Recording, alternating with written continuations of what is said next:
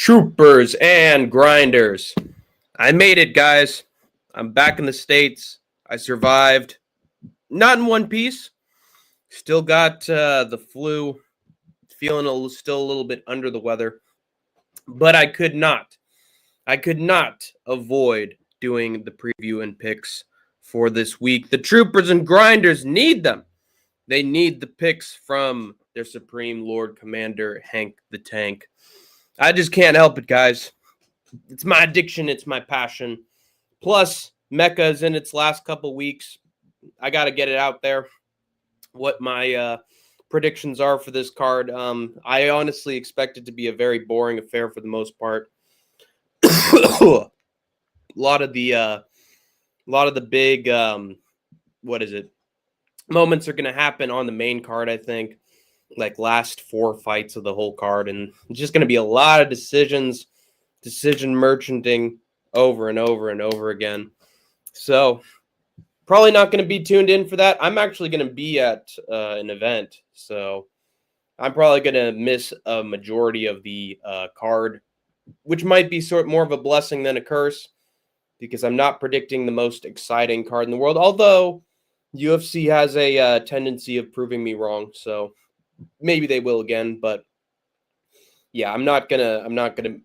People are gonna be missing Hank the Tank, as my boy Kobe Wiggle would put it. My boy Squiggle made this beat for me. Kobe Wiggle would put it, but I don't think I'm gonna be missing much from the UFC Rio card, at least until the very end. Maybe I'll be home by then. Who knows? But yeah, Hank is back. Hank is back for now. I don't know how long I'm gonna be back, honestly, guys. Like, I have been taking my medicine. I have been eating well. Been getting plenty of rest. Trying to do whatever the hell I can do to beat this thing. Ooh. But hey, I'm here, man. I'm here to do these picks. Let's fucking get them done. Thoughts on the Gaza peace deal going right now? Trump is going to the Middle East to sign the deal. I'll believe it when I see it again, unless we have a long-standing peace with no bombings, with no food being withheld from Palestinians, unless there is a complete halt to the conflict. Like, it's not a peace deal, It's a faux peace deal. It's a piece of paper that Trump, signed to make himself look good, It probably has some clauses in it that are just going to benefit Netanyahu and just let him do what he's doing anyway. At least that's what my assumption is. If it's not, then color me surprised. But again, the base assumption is that it's just another way for Netanyahu to get away with whatever he wants. We missed you. Thank you. The guy who made John YK should be ashamed of himself. Who made John YK? Are you talking about the guy who killed John Lennon? We were talking about it earlier, Kobe. So yeah, he should. I mean, he's probably dead, right? I think he's dead. What's up? I'm pumped for this card. Yeah, I'm excited for the main card. Prelims, I'm not that hyped about. It's nice that Walter Walker's on there. Should be able to spice up things a little bit. But I have a very small amount of finishes in the first half of this thing. I think later on is when we're gonna get all action. Again, I could be surprised, but the way things are going, it's just low level talent, low small name value until you get to the very end of the card. Also, it's in Rio. Let's be real, man. Rio is maybe the worst possible venue you can have for a UFC event. Sorry, it's true. If the Rio fans don't get what they want, zip, they're out of there, dude. They're gone. I will never forgive them for leaving the building when Glover Teixeira retired. Empty fucking arena when Glover retired. Fucking unforgivable. They were even leaving before the main event to go to some shitty fucking Taylor Swift concert. No, some shitty Madonna concert with Shadow Michael Jackson. Shit was abysmal. How was the flight back? It was awful. Literally the worst thing ever. I mean, dude, you should know this, Kobe. I literally I told you, I got sick right before I got on to the airport. And then I only got worse on the plane ride. Oh my God, man. Come on, Kobe. Put two and two together here.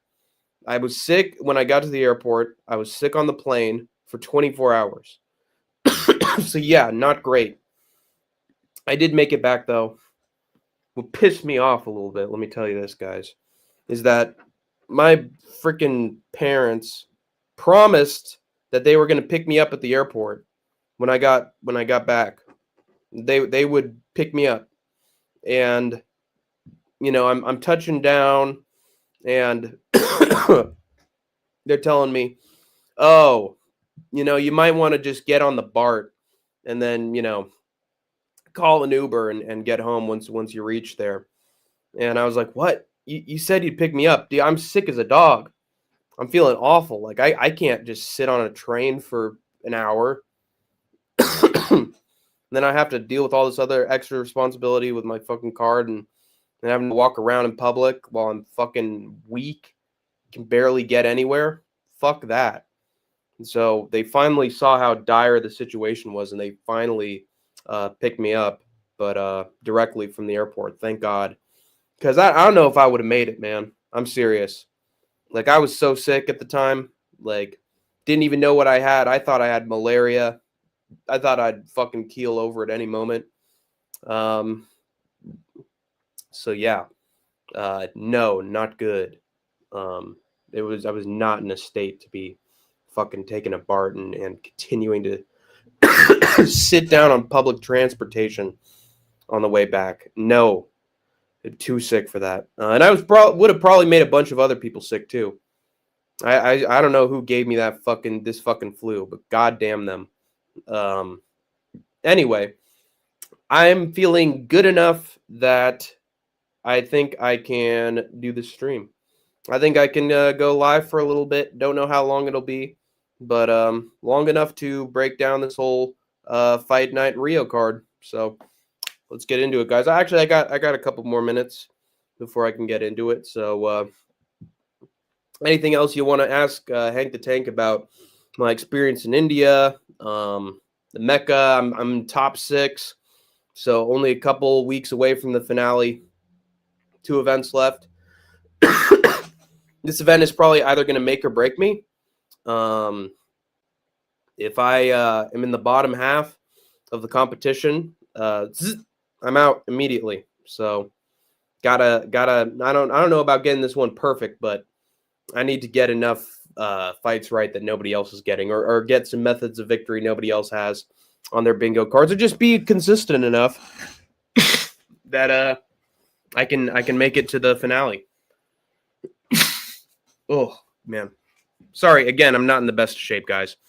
But yeah, this is a very important week, and let me know if you guys disagree with my predictions, because a lot of them are pretty straight and narrow, but pretty cut and dry. But there's one in particular that a lot of people are starting to poo-poo a little bit and say, "Oh no, you're crazy. Oh, this is just hype. Oh, there's no reason to do it. Oh, he's gonna get blah blah blah."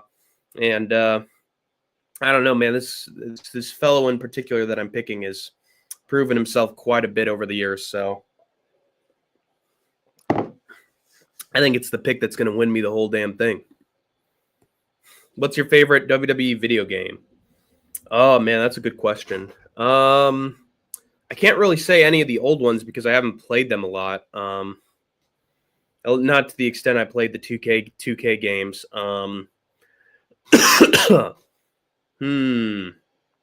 15, 16. I love WWE 2K16. And 17, honestly. 2K16 and 17. 16 for the PS3, and then 2K17 for the PS4. Those two were my fucking childhood. Oh, no, I wouldn't say child. I wasn't a child then. My they were staples of my teenage years, and they even though 2K15 got me into wrestling in the first place, 2K16 and 2K17 are masterpieces as far as I'm concerned. The fucking Steve Austin showcase mode is fucking some flood of memories. It was my introduction to Steve Austin and all his matches over his career, and it just made me double the wrestling fan I already was. Anybody who doesn't really like know the overall career of Steve Austin, they need to play that showcase mode because it's such a great comprehensive summary of Austin's career, and it's fucking entertaining as shit. Also, fun fact, I did the best I've ever done in competitive online gaming in WWE 2K16. I just played as fucking Mankind every time. And I ended up becoming ranked like 65 in the world. No, it was like 50 something. I was ranked 50 something in the world in WWE 2K16. So, love that game. Big fan of that game. I actually, when I was at my friend's place in India, and we, took out some old video games for the PS3, he had 2K16 and 17, and I played the shit out of that. When he gave me some free time, I played the shit out of that. That still just as good as ever. So, yeah, easy answer for me. Modern games don't really cut it that much as far as I'm concerned. But all right, enough dilly-dallying. Let's get into the predictions. Let's do this shit. Oof.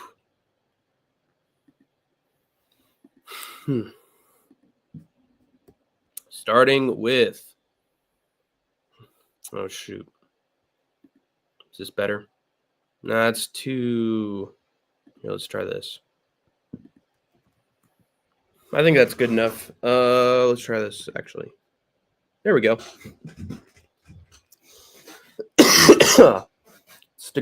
Start with our opening bout between Simon Oliveira. Jesus Christ. Okay, there we go. Simon Oliveira and Luan Lacerda. Hey, look who's here. It's old Matua Sablin. There's no way you are alive right now. Yeah, I'm pretty much alive, Matua. I know that you keep on joking about me fucking keeling over and rolling in my grave. But no, dude, I'm pretty resilient, and I only got a flu. Only a couple days away from fully recovering from it, too. So suck it, Matua. Hank is fucking gonna outlive everybody. Which is probably true, honestly. I'm young enough that I can actually probably outlive most of these fuckers. So, there's only one guy who I can't really outlive unless he fucks himself over. But I'm not going to be specific on that. You aren't the real Hank. No, I am. You're a clone. Clones Warzone. You survived. Yeah. Exactly. Suck it, Matua. Yeah, well, I mean, you saying that I'm weak? You saying that I got a terrible immune system and I'm just gonna die, just drop dead? First sign of opposition, Hank's gonna just fucking expire, evaporate into thin air like I'm fucking Obi-Wan Kenobi getting fucking sliced up by Darth Vader, turn into fucking air vapor. Hell no, man. Smoke and mirrors? No way. I'm a little bit tougher than that. My parents didn't raise me that way. But, all right. Jesus Christ. Our first bout is between Simon Oliveira and Luan Lacerda. Both these guys suck. Both these guys are so low level. They're from Brazil, so it makes sense that, you have these two schmucks on the card because they're Brazilian. And I was going back and forth on who to pick here because neither of these guys actually have a win in the UFC. Simon Oliveira, though, is on a 3-fight losing streak, 0-3 in the UFC. Let's see. Lost to Tony Gravely. That's the worst loss he could ever take at bantamweight. Lost to Daniel Marcos by finish. It's a terrible look. And then David Martinez fucking puts him out so easily. Whereas Luan Lacerda lost to Cody Stamen. That's not a good look. And then lost to Damon Blackshear by, oh, Jesus Christ. Got knocked out by him, too. These guys are both awful, man. Why the fuck did I pick Luan Lacerda? Oh, yeah. It's because Simon Oliveira has 0 takedown defense. Can't stuff a takedown to save his life. Lacerda's actually got solid BJJ. He can keep it competitive when he needs to. He can get the takedowns when he needs to. And it seems like Simon Oliveira just accepts bottom position. Really can't throw up any submissions or do anything to save his life. Dude is just helpless on the mat. And Luan Lacerda, if he's got any talent, it's that he can wrestle a little bit. So literally just by way of having just a slightly, like having any talent whatsoever. Luan has just a little bit of talent, and that's going to be enough to win. He's just going to lay on top of Oliveira for 2 out of 3 rounds.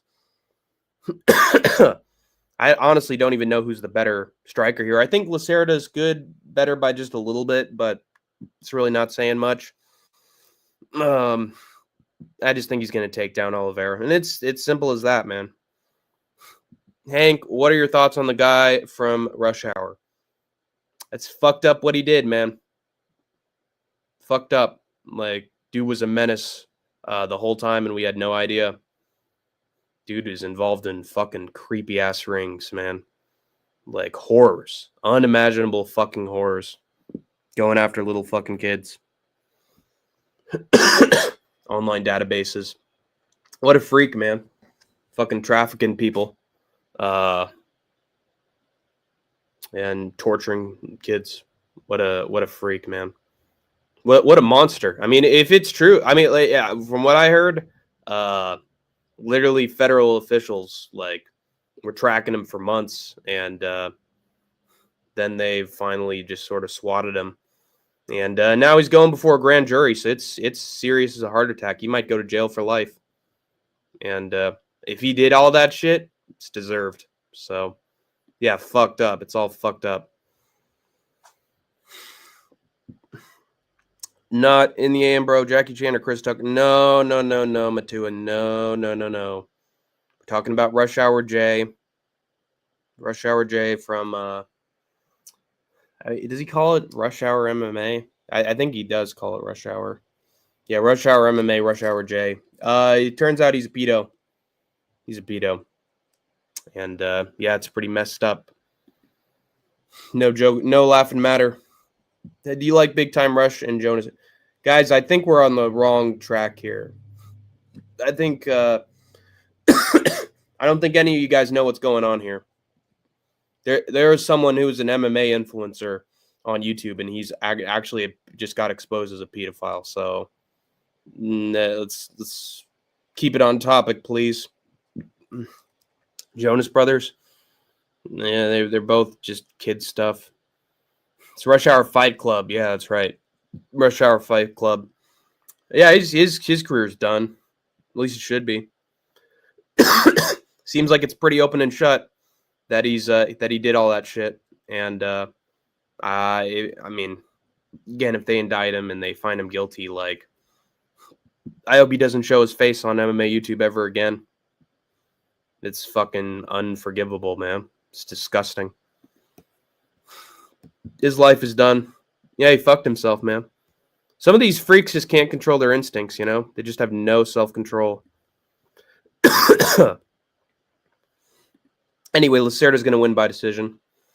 And then we got the second bout on the prelims between... What the fuck? God damn it. Julia Pilastri and... God damn it.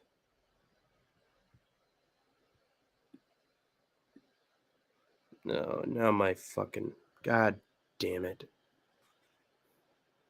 My screen's fucking teeny tiny now. I hate when this happens.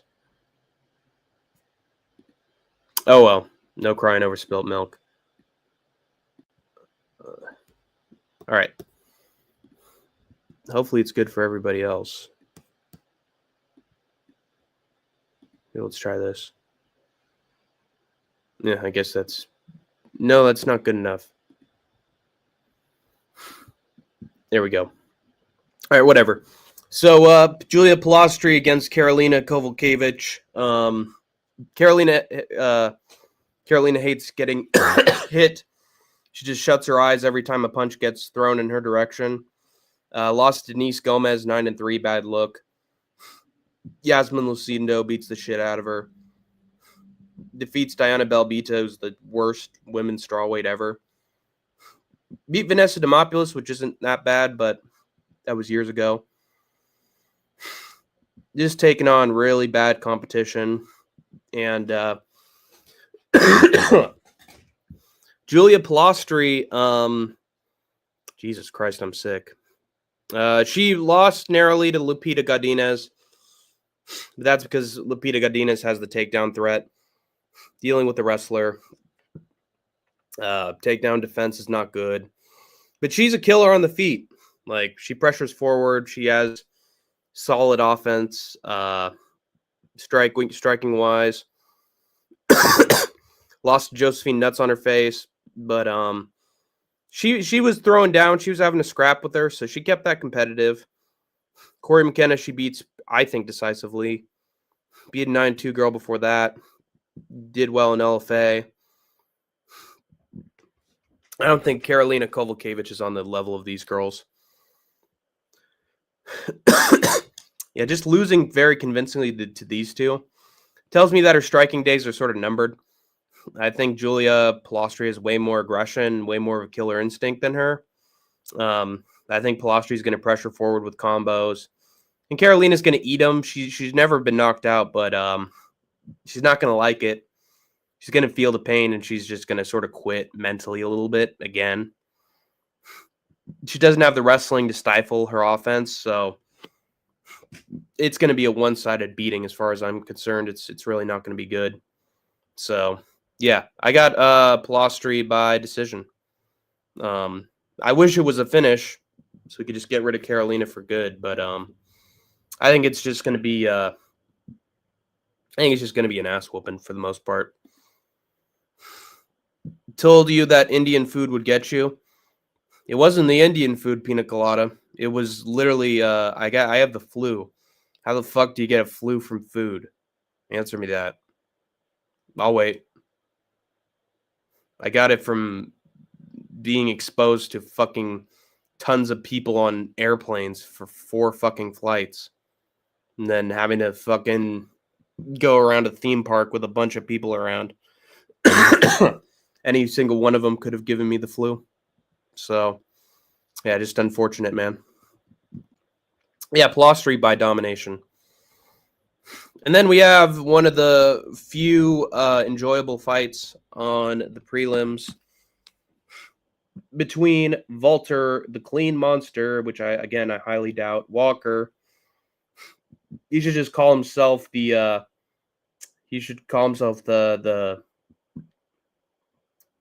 heel hook, the heel hook god. Yeah.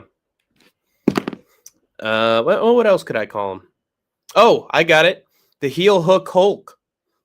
Heel hook Hulk. Or maybe heel Hulk. There you go. That's pretty good. No. Heel hook Hulk. Heel hook Hulk. Heel hook Hulk. Heel hook Hulk. Heel hook Hulk. Heel Hulk Hulk. Oh, Jesus Christ. Heel hold Hulk. Heel hold Hulk. Heel hold Hulk. Heel hold Hulk. Heel hold Hulk. There we go. Taking on Mo Usman, the motor. Jesus Christ. How's this dude still in the UFC, guys? Tom's the Train Peterson beats the shit out of him. Mick Parkin beats the shit out of him. Wins against Jay Collier, who sucks. Junior Taffa sucks. Somehow beat Hamdi Abdel Wahab, but Abdel Wahab just sort of fumbled the bag there. Meanwhile, Walter Walker is just on a heel hook spree, man. He's breaking records for heel hooks in the UFC. Very impressive. Was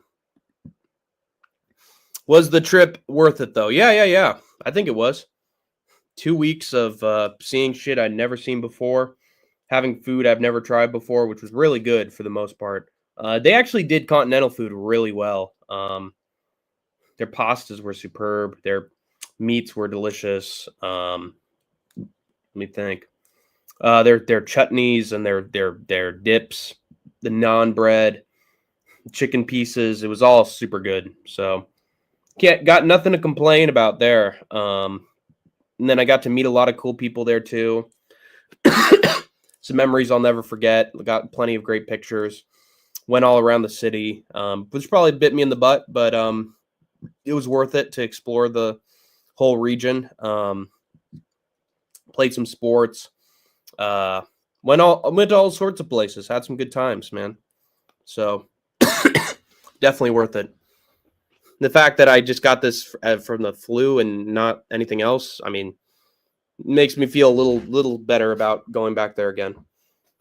Was the Indian theme park as sketchy as we see in the YouTube shorts? Jesus Christ. A little bit. There was one section we went to in particular that was supposed to be actually like cordoned off for the public. It was supposed to be like, padlocked, and public was supposed to be kept out.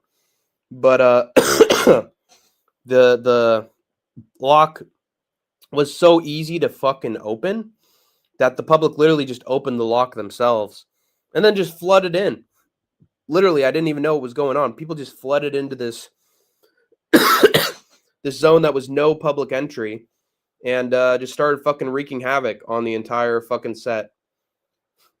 Messing around with the weapons, with the props, taking pictures where they weren't supposed to. There were goddamn holes in the floor. Like, it was fucking pandemonium. The public just got into this fucking cordoned off area so easily. It's going to take them a while to fucking make it all back to normal. Crazy. Some of the sets in particular, like the film sets, were not well maintained. I will say that. But the places that were like more public and more, just public attractions that weren't like old film sets were actually like pretty well conditioned, pretty well organized. But it's just the parts where it's like interactive sets. Those are sort of not up to health standards. Let's just put it that way. Health and safety standards. How was getting to the plane in the airport? Was there a lot of security? It wasn't that hard. You just have to wait in the lines, which always takes forever. Actually benefited me a little bit because I got to I got to make a lot of my picks for the Contender Series while I was in line, as well as UFC picks. So it actually gave me some time to do some work and do some activities that I otherwise like wouldn't have been able to do. So sitting in the line sort of gave me some free space. That was the one pro of it. The cons were endless. Like, there'd be times that I'd have to touch down and transfer between flights, and didn't have any water on me. And dude, in Amsterdam, they didn't even give me any water. They didn't even have any water fountains for me to drink from, like, before I got in line. So like, dude, if you didn't drink any water on the plane, like, you're fucked. Like, you're actually gonna have fucking heat stroke and like pass out from dehydration while you're in line. Lines were not short, by the way. The lines were like 30 to 45 minutes long. So, dude, I was sick, by the way. I had the flu the whole time. So I was fucking miserable in that line. Like, literally having to lean over on the fucking railings, just trying to fucking maintain my balance.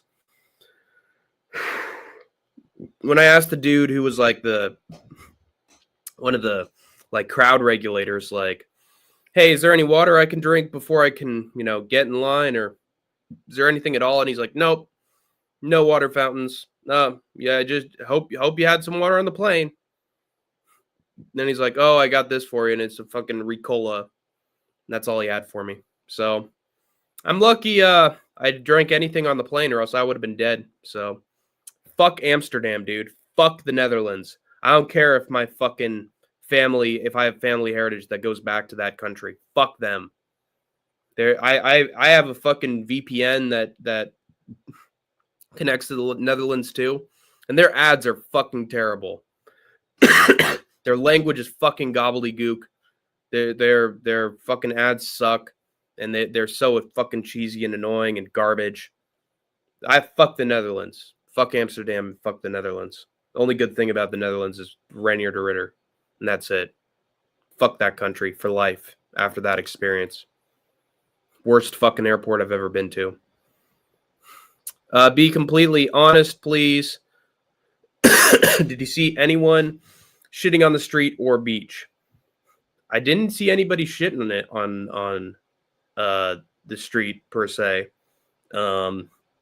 I don't know if I think I saw some shit on the street. I think I did. But I don't think I saw anyone do it like right in front of me. So, but the streets were fucking abysmal. In the inner city, like you're lucky if you could. You're lucky if you take a step on a piece of the fucking alleyway that wasn't covered in fucking muddy water or trash or God knows what else.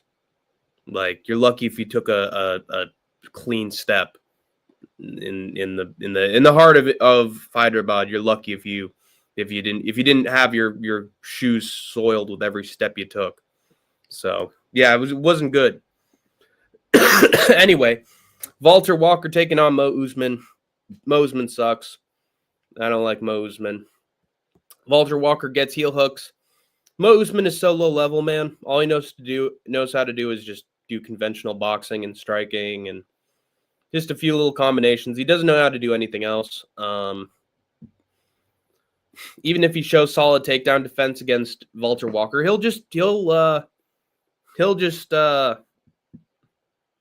pull for a fucking heel hook when Mo defends, and Mo has no technique, no grappling whatsoever, so no BJJ. So he'll just fucking get his leg caught defending the takedown, just fucking tap right away. I don't know how some people are picking Mo Usman here. It just makes no sense. Like, Walter Walker's a beast. He could even knock out Mo Usman if he wanted to. Dude's insanely huge and has a long-ass reach. But, again, if he's ever in trouble, all he has to do is just wrench back for a heel hook, and he'll get it. So, yeah, give me Walker by round 1 sub. Heel hook. The huge. All right, next fight. Between Lucas Roca, what's the word for it? Living to be a Roca, and versus Stuart Nickel, or as I like to call him, Stuart Little. This is a sort of close one, to be honest. Stuart Nickel looked awful against Jesus Aguilar. Was doing all right at first. Was out wrestling him, took him down, looked decent on top. And then Jesus Aguilar just pulled a ghillie and got it really easily. Slipped off the back of Jesus, got subbed immediately. Terrible. Before that, smokes all these cans. But none of them have any wrestling, and none of them give him any issues. Lucas Roca, meanwhile, lost to Clayton Carpenter by rear naked choke. But Clayton Carpenter's really good. And Roca was able to get up a few times from Clayton Carpenter. He got taken down a few times by Clayton Carpenter, but he got back up. Like, his get-up ability is solid. Takedown defense is all right. Knocked out this dude. Like, he's taken on solid competition, and he's, found ways to survive on the feet. or on the ground as well. And I think he showed a lot of resilience against Clayton Carpenter. And all he has to do is really show a little bit of resistance to Nichols' grappling, and he should just beat him up. Like, Roca is very explosive striking. As long as this thing's on the feet, it's his world. Nickel really doesn't have anything on the feet. And as we saw with the Jesus Aguilar fight, Nickel, like, even when he's got you down and he's in a position to sub you, sometimes he could just make really easy mistakes and just slip off or have some negative fight IQ and just cost him everything. So something tells me he's going to make some mistakes early. Isn't going to get Lucas out of there early, and it's going to cost him. And Roca's just going to beat him up on the feet. Look better and better with the takedown defense as time goes on and just win a fairly unanimous decision. Howdy, little dude. Hello, Hunter. How's it going? Roca is a stud. Yeah, I think Roca's going to win. He should win. He's very explosive on the feet. All right, next fight is between the Russian Ronda. Yay. Russian Ronda. Worst nickname in history. She's nothing like Ronda Rousey at all. Doesn't even have good wrestling. She has one knee bar. That's it. This lady's fucking cooked. She got a few arm bars early on. They called her Russian Ronda, and it hasn't aged well at all since. Just gets worse and worse as time goes on. She gets out-grappled by everybody. Gets fucking smoked on the ground by everybody. She ain't no Russian Ronda. Fucking pull a fucking Bobby Green and have it changed to the DMV or something. Stupid asshole. But now she's taking on Beatrice Mesquita, the women's bantamweight champion in LFA. Destroyed a 4-0 girl in LFA to win the title. Oh, illegal kick. Jesus. Choked out this other chick. Honestly, hasn't beaten very good competition. Oh, Jesus Christ, my nose. Ugh. But she's treated every opponent sort of the same, you know? Gotten on top, pressure, good grappling, usually sinks in the submission if she doesn't get fucking upkicked. And showed that she can hang on the feet too, which is pretty impressive. So she seems sort of well-rounded, but again, hasn't taken on the best competition.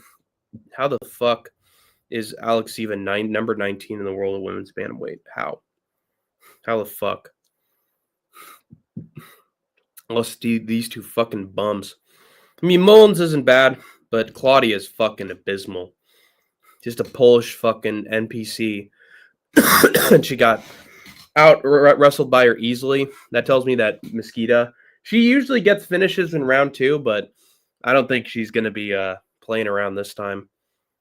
Also has some really good wrestlers in her corner. So she knows what to do here. I think she's working with Claudia, actually, and Mullins. Is she? I don't know. But she's working with some pretty good talent. And I think she's going to take down Alexieva really early here and just submit her super quickly. So, yeah, thank God. Fuck Alexieva. Mesquita actually has a future. I don't know how bright her future is, but she's going to win a couple fights at least. She's very raw, very green, though. All right. Next fight is between... how many prelims? Okay, we got a few left. The next prelim fight is between Vitor Petrino and Thomas the Train Peterson. Speaking of which, Thomas the Train in the UFC. No one can replace Nate the Train, but Thomas the Train is trying.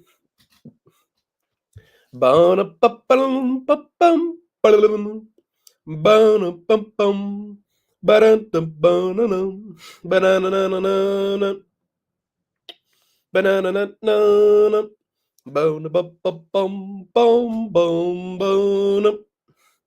Boop, boop, boop, boop. Bop, ba-doop, doop, doop. Doop, doop, doop, doop, doop. Doop, doop, doop, doop. Doop, doop, doop, doop. Bop. Good old Thomas the Train. Oh no, I seem to be in a bit of a rough patch, said Thomas. I have to get the delivery and knock out this Brazilian bum by Saturday, or else I'm not going to be allowed to go to the parade on Tuesday, said Thomas. Oh, the man in the top hat, Dana White said. Oh, don't be so sure of yourself, Thomas, said the man in the top hat. Vitor Persino is a heck of a coach train. He's as light as a feather and quick as a bullet. He's a young gun. You better be careful, said the man with the pink face. Oh, nonsense, said Thomas the Train. I can handle anything. I'm the greatest train there is. And then Petrino's just going to knock him out. Pretty simple. Shut up. Stop. Austin Lane knocks him out. Rear naked choked Austin Lane. Pretty impressive. He out-grappled him. Dustin Jacoby destroyed him. Anthony Smith somehow gets a win. My God. Beat Tyson Pedro. That's not that bad a win. Beat Modestas Pekauskas as well. That's pretty good. Yeah, Austin Lane's not bad. He could take down Thomas and submit him, but I think Thomas has some pretty decent wrestling himself. But as we saw against against the bloat, Shamil Gaziev, sometimes if you just got a little bit of power, you can just knock out Thomas the Train. Like, Gaziev does not have an impressive amount of power, but he still knocked out Peterson very easily. Peterson beat Dontel Mays. Mays is so awful. Beat Mo Usman. He's awful. Lost Jamal Pogues. Pogues is mid. And I think Petrino actually has muscles on his body. Like, actually can lift weights, Actually can, maintain a good diet. And I think this is going to be like the Gaziev fight. I think he's going to pull off a finish out of nowhere, just hit him with a, right or left hand, just out of the blue. Put Thomas the Train right out. I just got a feeling, man. Petrino throws nothing, and then he throws something that just knocks you out. So give me Petrino by round 1 knockout. Pretty easy. Peterson is genuinely mentally disabled. Well, I guess that's another reason to pick against him then. All right, next fight. Last one of the prelims. Between Jafel Filho and Clayton Carpenter. I think this one's pretty cut and dry. I think this one's an easy one to call. I don't know why the fuck the odds are so even. Makes no sense. Clayton Carpenter stayed alive against Giro and Bekov. That's impressive to me. Even if he looked awful in there, still had the wherewithal to survive and the wrestling. Destroyed Lucas Roca, who I'm picking to win and, fight a couple fights before this. And I think that's pretty impressive. He was 17-1 at the time, and Carpenter choked him out easily. Beat Edgar Shirez, which is a great win. Oh, God almighty. Meanwhile, Jafel Filho lost to Alan Nascimento, got taken down a bunch. Clearly, he didn't like the wrestling there. Ode Osborne, he choked out. But Ode Osborne used to get taken down and submitted by everybody. So, not that impressive. Daniel Perez is a pretty good win. But Perez has been schooled by fucking, I think, Andre Lima since. So that hasn't aged very well. Lost to Makayev in the third round. That was a pretty famous fight. But honestly, everybody was looking good against Muhammad Makayev back then. And beat Roybert Echeverria. Who? Since he got taken down a few times by Alan Ascamento, I just got a feeling Clayton Carpenter can do that so easily. Like, he's got really good boxing, and when he wants to get a takedown, he just gets them, you know? Against the lesser wrestlers, like, he can't out-grapple and just fucking out-muscle anybody. So, I think Clayton's young, he's tough, he's strong. 29.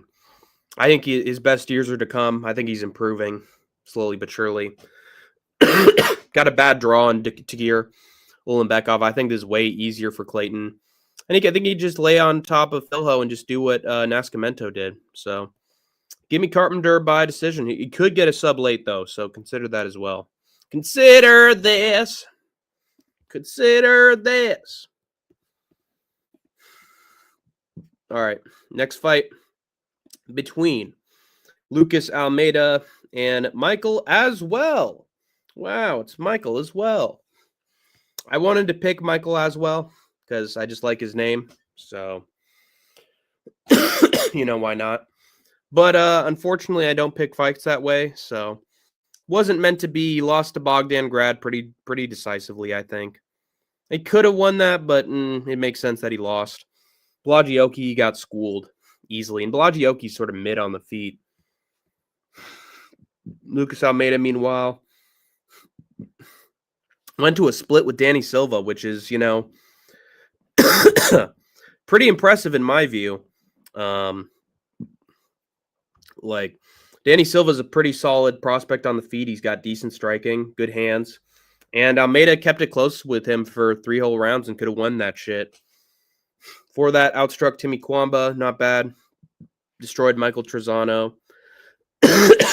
Got knocked out by Andre Philly, which makes me a little concerned here. Chad Sabatini choked him out. It is what it is. But yeah, got knocked out by the touchy-feely man, no Diddy. But Michael Aswell really doesn't have a lot of power. Just a lot of volume. And, like, you know, he lands on you clean. It's impressive, but he doesn't put people out. He doesn't have much power. Hasn't had a knockout since almost 2 years ago. Last one was a doctor stoppage, so he couldn't knock him out there. Only one real knockout in his last 5 fights. Lucas Almeida, I think, is a really solid old yeah. He's got solid striking, man. If he's able to keep it close with Danny Silva on the feet exclusively, I think Michael Aswell is going to look solid early, and then he's going to gas out over time. It's what he does. He slows down. His volume gets lower. He starts to take more shots. He just peters out a little bit as the fight goes on. I think if Almeida can survive round 1 against Michael, I think he's going to put the pace on him, and I don't think Aswell's going to like the nail. I think over time, Almeida's going to just start winning the exchanges. I don't think Michael Aswell is UFC level, unfortunately. I like him, but yeah, I can't pick him anymore. He just doesn't have a lot of power. Always allows his opponents to stay in the fight. And then he loses on the scorecards. So I pick Almeida by decision. He's going to beat him on the scorecards once again. All right, next fight is between Ricardo Ramos and Khan Ofli. Khan! Genghis Khan spreading his genes all over the UFC featherweight division. The great emperor, Genghis Khan. Actually, not really. He's pretty mid. Very, very mid, actually. Not good. Got his ass beat by Myron Santos. The fact that Myron Santos has never gotten a knockout since is really bad. Lost to Hamid Naimov easily.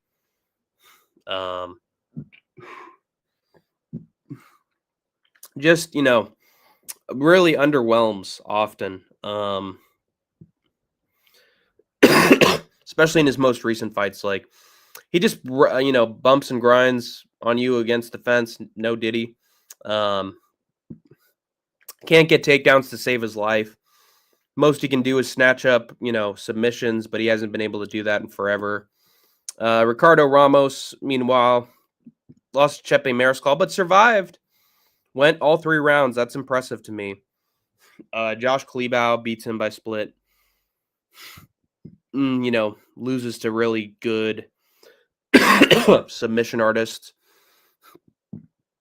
Gilly Goose Gang. Now, there's a chance that Con Ofley does snatch up a Gilly Goose Gang here. The problem, though, is that he's just so small, man. He's so small that it's just hard for him to get his opponents down. And then it's hard for him to latch up the subs either. Because he can't even get them in a position where he can, put in a sub because he's too fucking tiny. Ricardo Ramos, meanwhile, just spams spinning elbows and just throws them over and over again. I think Con Ofley's in the perfect range with his head to just eat those spinning elbows over and over again. I honestly wouldn't be surprised if Ramos knocked this little guy out. But if he can't knock out Josh Kleebau, man, this is tough. I do think Ramos could knock this guy out. He has only been knocked out once, though. I think he's tough. Unfortunately, I think he's just tough. I think Ramos can definitely hurt him, but he's also going to make some mistakes and keep him around in the fight probably, and I think probably just wear on him and beat him up. For 3 rounds, I think it's Ramos by decision. It's the safe pick. You got to realize this, guys. I'm in the Mecca, so I can't be throwing out, all these risky plays, because if I make enough of those risky plays, eventually enough of them are going to fail that I'm going to just be in the bottom. So I'm going with Ramos by decision, but don't be surprised at all, guys, if he gets a spinning elbow and just takes Ofley's head off his shoulders. At work, sup, Hank? Hey, how's it going, Larry? Good to see you, my man. What's going on? This is a weird fucking card. Yeah, it's weird, and it's also fucking boring. Let's be real here, guys. 80% of the competition here, nobody gives a shit about. They're just Brazilian. They're just Brazilian, so the UFC is just letting them fight. It's not stacked whatsoever. The only good fights are the last 4 of the card, and maybe Walter Walker as well. But yeah, just sort of mid. A lot of mid stuff here. Fighters that we really wouldn't mind getting cut, So it's gonna be a chore having to sit through some of these. That's why I'm waiting until the main card starts to start watching. But I'll be busy on Saturday, so I'll probably miss a bunch of this anyway. And honestly, won't be saddened about that. But yeah, really weird booking, unenthusiastic booking. No investment for me at all. Only investment is making picks, but not emotionally investing.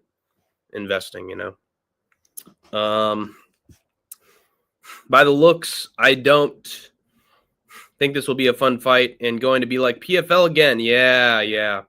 I think Kobe's on the money there. Kobe gets it. Anyway, here's a fight that'll actually be fun between Yanata Diniz, the Brazilian kickboxer, and Mario Pinto from Portugal.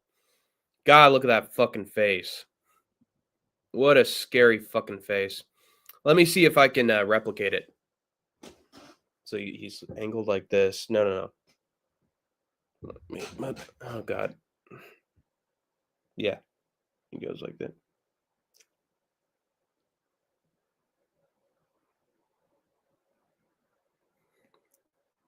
Wait.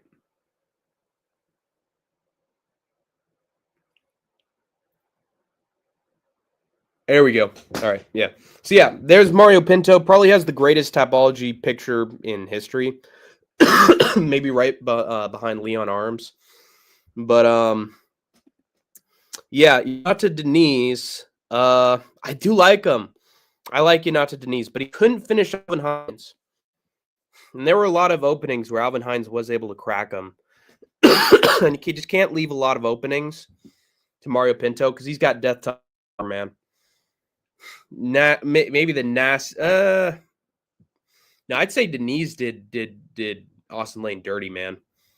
That was a brutal fucking knockout when Denise took out Lane. But I will say that Pinto fucking slumped Lane as well, which was impressive. He did get dropped, though. Pinto did get dropped, which is why I was considering picking Denise. But he can take his time, Mario. He can recover, and he knocked out Austin Lane even though he got dropped. He's also got wrestling in his back pocket. And Denise hates wrestling. Dude has, all right takedown defense, but once he's on the ground, once he's on the mat, he's just a shell of himself. Can't do anything off his back. Tybura, man. Even had a close fight with Carl Williams. Like, he's not impervious. He's not invincible, man. He can take shots, Yonata Denise. And as much as I can see Denise just outstriking Pinto, I don't see him dropping him. I think his power is sort of overrated. I think Pinto can survive the onslaught early on and then just crack Denise with a big shot and put him out. I see that happening. I think Denise is going to try to pressure forward and make it a back and forth affair, like a little war of attrition, point fest, and Pinto's just not going to have it. I think Pinto's going to hit him with some out of nowhere shot and just put him out cold. So, yeah, give me Mario Pinto by round 2 knockout. All right, we're almost there. Fuck.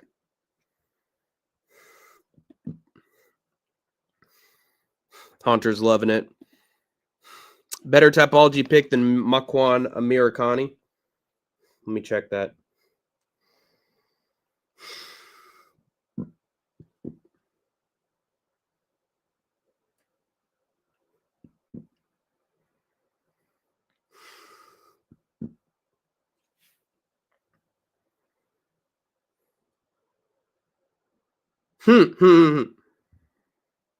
Oh, yeah.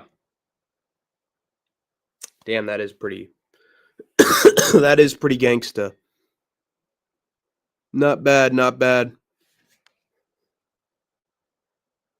That is, yeah. Colby Covington does that shit too, though. Maybe just knocking off Colby.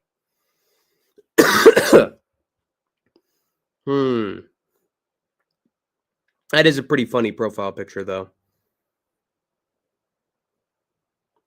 No, I think Pinto's just a little bit better because he just got a meme face. He looks like that fucking painting of Saturn devouring his son. You know what I'm saying? Let me look.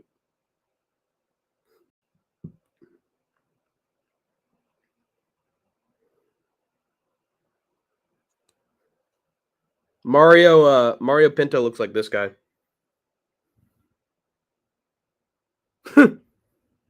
Yeah. That's the closest thing I can compare it to visually. Fucking insane. I don't think that dude can have the picture look similar to that at any point in his life again. How you living, Buster? 1 fucking minute at a time. I'll tell you that much, Nano. 1 second at a time. Anyway, next fight, if you can even call it that, between Vicente Luque and Joel Alvarez. To watch this, man. Fucking just take old Yeller behind the shed.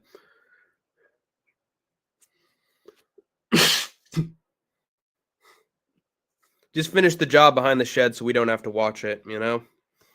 deal behind closed doors on like, you know, some pre-taped shit so we don't have to look at it, you know? Fight Island. Somewhere else, you know? Some random grappling event. Don't have it on fucking tape for us to have to watch live. We're going to see a murder here, guys. This might be the first death in the octagon. You know? Be Garimbo, but Garimbo's a midget. Got, you know, absolutely gave up against Joaquin Buckley. Looked awful the entire fight. Barely beat Rafael Dos Anjos, RDA, who's 40. And then got a fucking brain bleed to Geoff Neal. And he's never looked the same since. Joel Alvarez, meanwhile, only lost to Arman Sarukian, who's the best, besides Ilya and Islam. Know your fucking place, boy. But this guy fucking nasty, man. Just knees, elbows, destroying folks. Flying knee, Jesus Christ. Yeah, this dude's nasty. Nasty, man. It's more likely than not to me that Alvarez doesn't give a shit about Luque's health and, like, just tries to take his fucking head off and hits him with an elbow or a knee and just Luque's brain completely shuts down. He has a stroke in the middle of the cage. Does a fucking Bryce Mitchell shaking all over the place. I could see Luque just getting his fucking brain shut off for good. Like getting literally like the equivalent of a lobotomy in the cage. So, yeah, this is an insane matchup. Not in a good way. It's literally borderline insane. Like, whoever came up with this one should be locked away for life. For cruel and unusual punishment. Fucking bury him underneath the prison. I bet it was Dana. I bet Dana did it. Dana or fucking Mick Maynard. So, Joe Alvarez is just going to knock out Luque. Going to do it in brutal fashion. Yeah, and Luque is going to look like he needs to go to the retirement home. So, horrible. Yeah, he's gonna get done worse than Tony after Chandler front kicked him. Lagging, good now. Luque gets KO'd and starts talking like Argenti. Yo, Hunter, like, fucking word, dude. Like, oh, my neck, man. Oh, shit. Yo, Aisha, like, baby girl, sweet cheeks. Yo, Naomi, like, give me those Welsh mommy milkers. Like, fucking... fucking get off my dick, yo, Alvarez. Like, fucking Brazil is like, whoa, yo, Thor, I did it. I beat him. I beat Joe Alvarez. My family are all clones. They're not real people. Someone abducted my family and replaced them. Anyway, yeah, that's what's going to happen. But the co-main event now between Figgy, Davison, Figueiredo, the god of war. Oh, how far the mighty have fallen. Taking on Montel Quick Jackson. I've been a big fan of Montel Jackson since I picked him against Damon Blackshear. Statement-making performance. He's beating the shit out of Daniel Marcos in that fight pretty impressively. Davison Figueiredo, meanwhile, worst he's ever looked against Corey Sandhagen, which just kept getting hit clean flush by Corey Sandhagen. Like, tried some BJJ shit, started looking for the leg, trying to get a knee bar over and over again. Kept getting beaten up down on the mat, eventually just fucking ripped his knee muscles apart. What even is it? Like, I tore me MCL, mate. I tore me ACL, mate. His knee fucking ripped off the fucking bone. And, because he couldn't help but do some BJJ shit on the bottom like a fucking idiot. Then got smoked by Peter Yan easily. Beat Marlon Vera, still very impressive, but And then Cody Garbrandt just gave him his neck. Like, he hasn't been that impressive, let's be real. And he's just starting to lose it.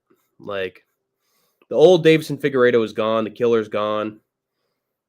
Now he's just doing whatever he needs to to somehow win the fight how he thinks he's going to win it, but he's not going to win it how he thinks he will. Montel Jackson is very quick, like the nickname says. Got a long-ass reach, too. Just unfair physical advantages here. 5'10" compared to 5'5". Such a long reach. I think Montel Jackson is going to box Davison's face off. I think Figgy's going to shoot for takedowns. I think Montel's going to stuff most of the takedowns. I don't think he's going to get the back of Montel Jackson at all here. I think Montel's going to have good wrestling defense. I think Figueiredo's going to end up on bottom and going to pull for some stupid submission shit, and Montel Jackson's going to beat his ass on the ground, on the feet. And at some point, some 1-2 combination from Jackson's just going to put Davison out. So, yeah, give me Montel to get the not quick, but in the middle of the road, round 2 knockout over Davison, who just fights like an idiot and then gets caught eventually.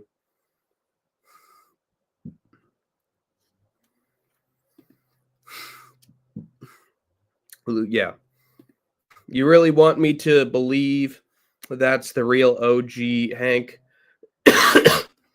Lamau? That's obviously an Indian replica. No, dude, Indian Hank was, wearing fancy shirts with terrible lighting in a hotel room. This is the old Hank Tank, the old Stone Cold. My God, the old Stone Cold is back. Austin is back. This is Hank. It's me. It's Dominic Reyes. I'm here. Oh, God.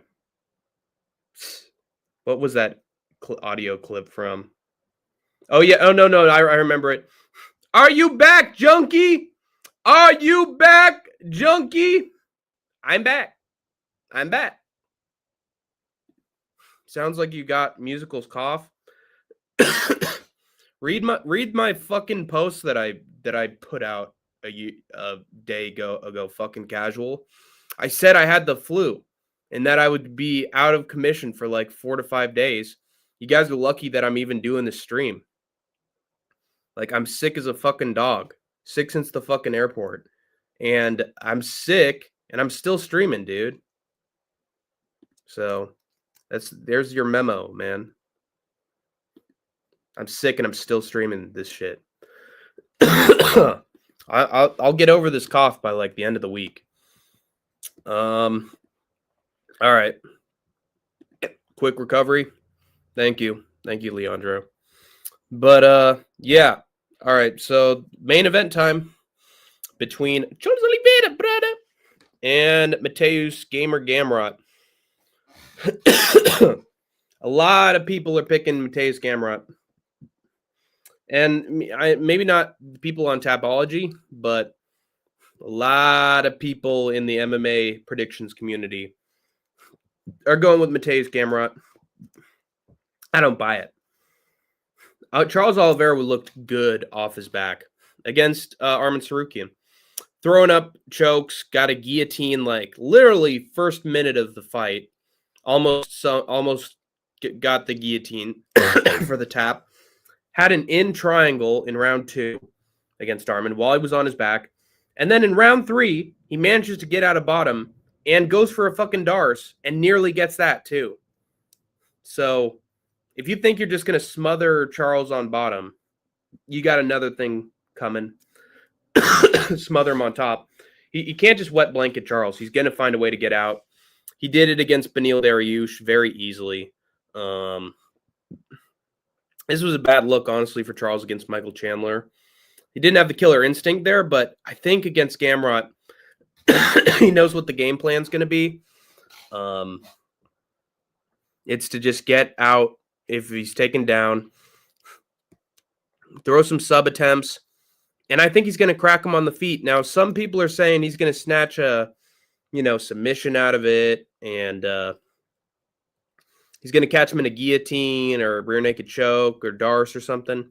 And that could happen, but I think Oliveira is just going to break him. I think he's going to pressure.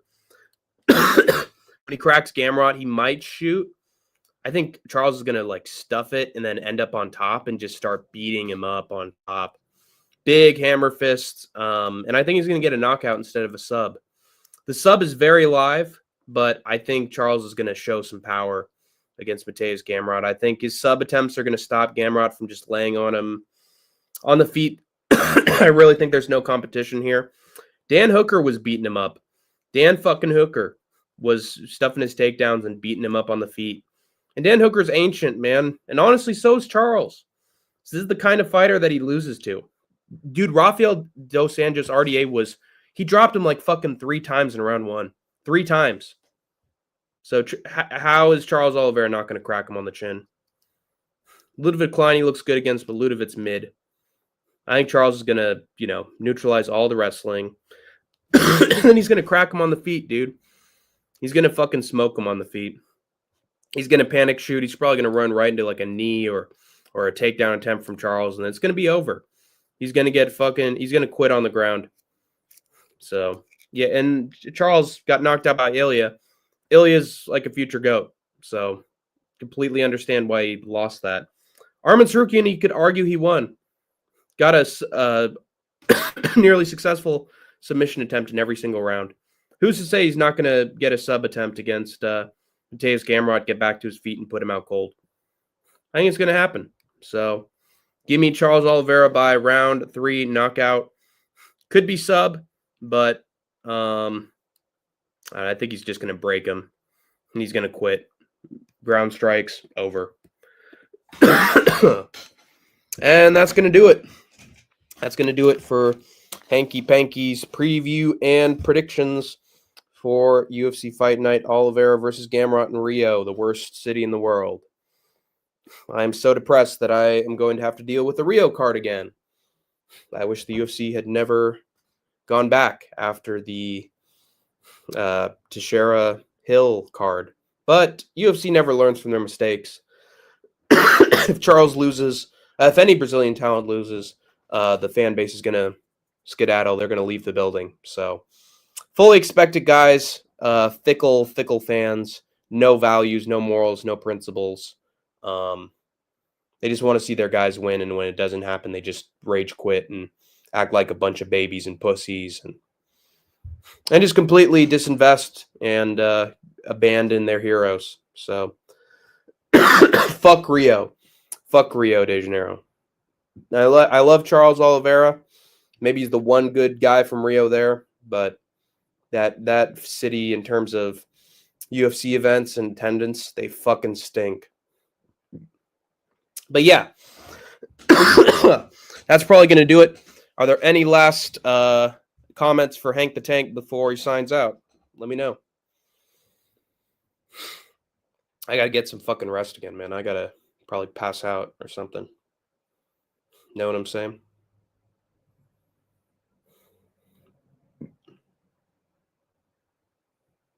Ba-da-ba-da-ba-ba. I am your singing telegram.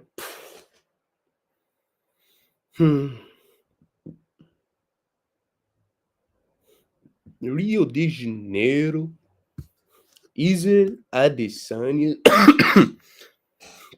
Chama, no chama. Chama de chama. I'm gonna take Magomed to tire shop 2 to 3 years and forget. When's the next Hankathon? I'm not sure, man. If I'm feeling better, even better on Friday, I might go live. I might go live for an hour tomorrow if I have the time and I'm feeling all right, but we'll see. We'll see. I do want to one day do another karaoke stream because I know I got a bunch of suggestions and need to get caught up on all those. So yeah, I got some work to do.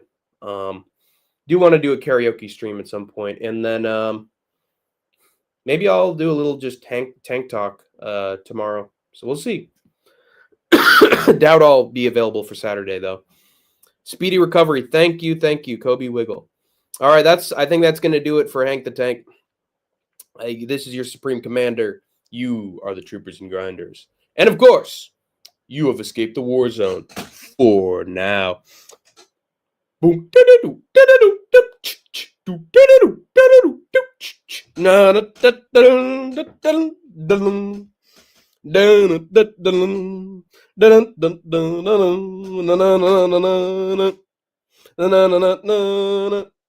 Name the train in the UFC. My mama ain't raised no bitch, baby. Ain't no bitch, baby. No bitch, baby. Make some noise.